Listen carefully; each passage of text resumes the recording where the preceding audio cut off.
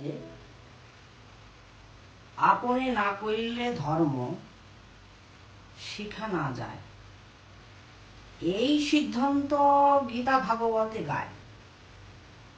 ধর্ম যদি না শিখি, আমরা ধর্মের প্রতি যদি বিশ্বাস না রাখতে পারি, তাহলে আমাদের ধর্ম নিজেকে তৈরি করতে হবে, ধর্মকে নিজেকে স্বীকার করে মেনে নিতে হবে।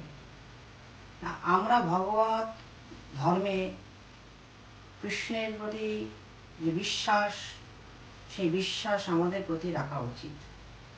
আর বিশ্বাস ধর্ম যা ধারণ করা হয়, তা আমরা যদি ধর্মকে ধারণ না করতে পারি, তাহলে ধর্ম করা আমাদের বিফলে যাবে। এই জন্য নিজ নিজেও ধর্মকে ধারণ করা অবশ্যই।